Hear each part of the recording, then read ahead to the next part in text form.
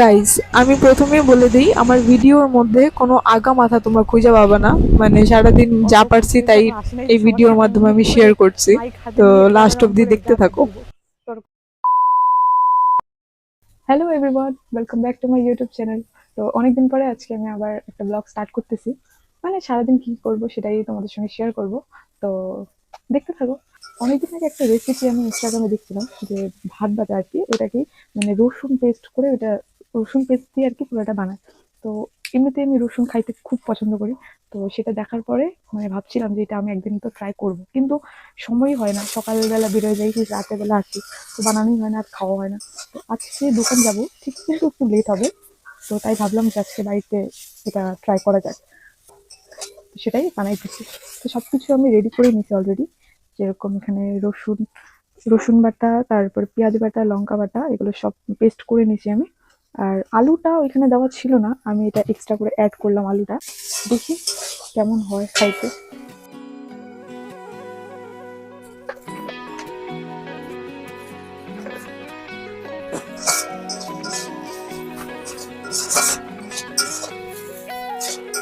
বৃষ্টি, একটা ডিম দে, ডিম তাড়াতাড়ি।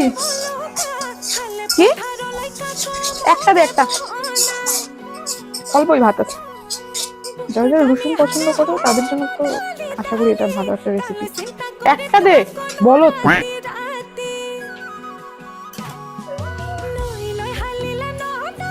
লজ্জাপতি কন্যা ক্যামেরার সামনে আসতে লজ্জা পাই গাইস।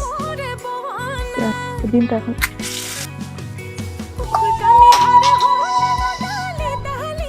এটার মধ্যে কি পরিমাণে যে ঝাল আমি যে হলুদ, একটু জিরা গুঁড়া,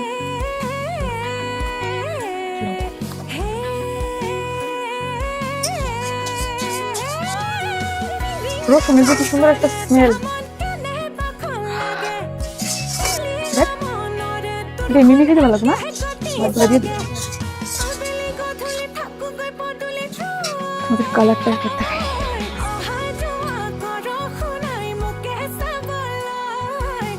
এটা নামাই নেব। রেডি। মিষ্টি, মিষ্টি। কানাটা থেকে সেট করি।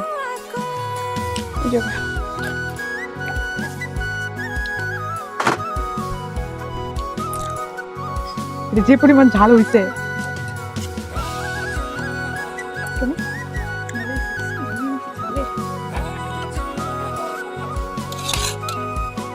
যে ঝাল হয়েছে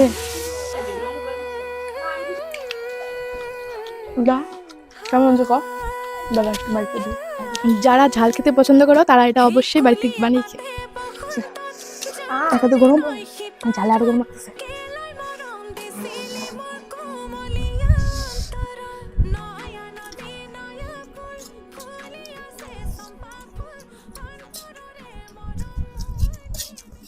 কি করে একবার রেডি হয়ে যাচ্ছে।